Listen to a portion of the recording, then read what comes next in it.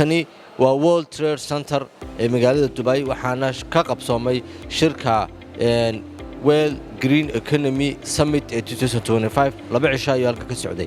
Somaliland ayaa shirka ka qayb gashay waxaana ku matalayay gudoomiyaha warshada Boundary Cabdiraxmaan Sheekh.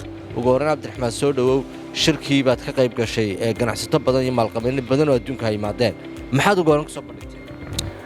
aad iyo aad baad u mahadsantahay Wari Luqmaan. horta waan ku faraxsanahay inaan ku kulannay magaalada Dubai dalkan Imaaraadka.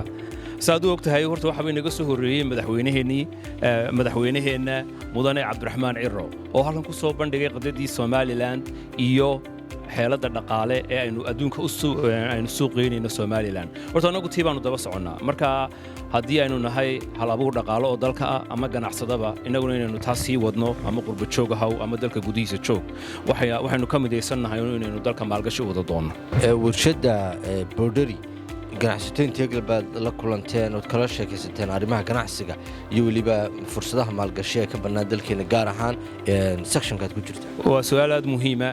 marka ugu horreysa waxa weeyaan xagga tamarta haddaad eegto inagu tamarta waxaynu ka dhalinaa shidaal baynu ka dhalinaa shidaalkaas run ahaantii aad u qaaliya si aan taa uga baxno oon anaguna maciishadda aanu sii jabinno waa inaannu xaggan tamarta aanu yaraynaa sidaa loo yarayn karaana waa annagoo xagga cagaaran ama enerjiga ama tamarta cagaaran ee cadceedda laga dhaliyo aanu u dhaqaaqno.